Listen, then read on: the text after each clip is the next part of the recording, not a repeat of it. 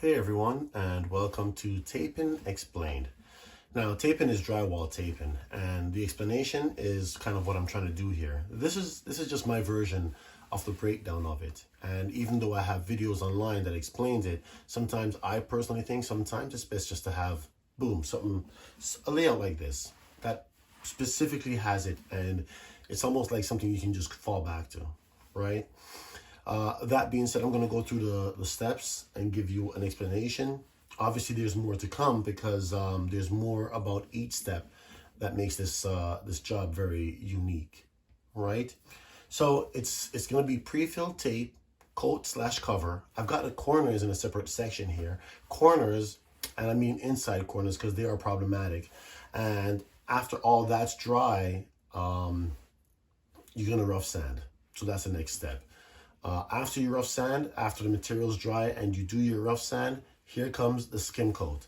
The skim coat acts as a beautifier and then your final sand.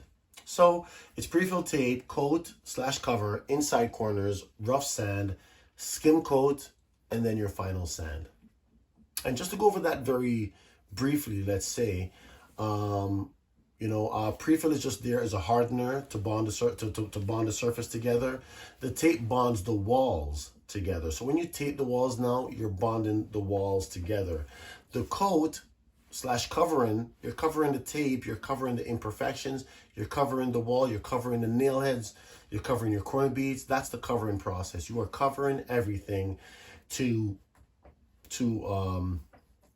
just fill the gaps, even out the wall, right? Make the wall flat. That's what you're doing in that particular process. The rough sand is only there to bring some of those high edges down. Is to take out some of those mistakes made in terms of high edges or splashes on the wall. That's another common thing that happens. So you want to sand all that area off and get your wall flat and ready for what is the skim coat, the beautifier of the job. That's how I look at the skim coat. It makes the job beautiful now. So the first layer, or coating the walls, only hides the tape. But now after you hit the tape, and because it's such a process, you need to make it pretty and appealing.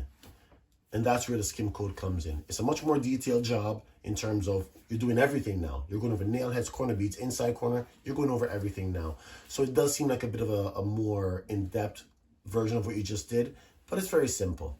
After that's dry, which usually it doesn't take long to dry because again, it's a very thin layer just for beautifying. After it dries, you can move on to your final sanding. And the final sanding here is just a detail sand. You're sanding with your light, you're sanding with your sponge, you're sanding with the lowest grit sandpaper, meaning like 150 or 180 grit sandpaper.